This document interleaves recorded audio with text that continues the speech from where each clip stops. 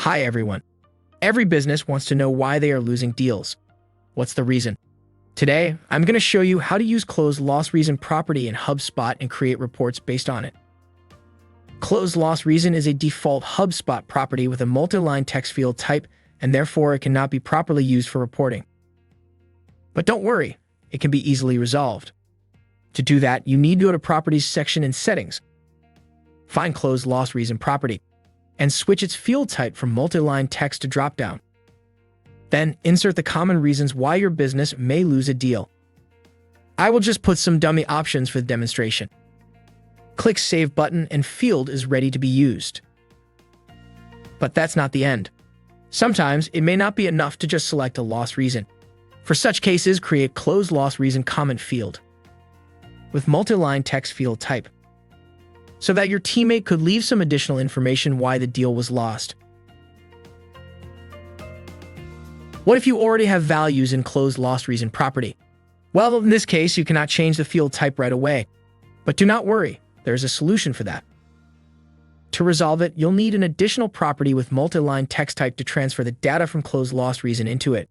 We can use closed loss reason comment property, which we created earlier.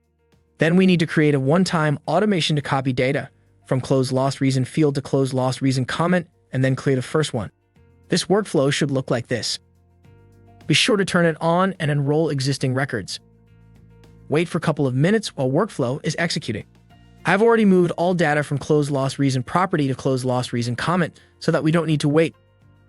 As this workflow blocks our closed loss reason property from being changed, it should be deleted. When everything is done, you can simply switch the closed loss reason property type to drop-down, insert your options, and that's it. Now you have a perfect source of valuable information that will help you track why your business is losing deals.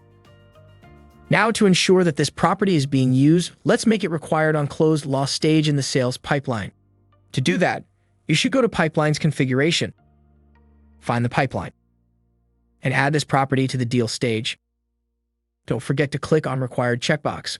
You can also add closed loss reason comment field as an optional one. After it is done, you can set up a report based on the closed loss reason. Here you can see a sample report on lost deals for this month with breakdown by closed loss reasons. I hope this video was helpful. Drop a comment with your thoughts or questions. We'd love to hear from you. Do not forget to subscribe as more videos are coming. Thanks for watching.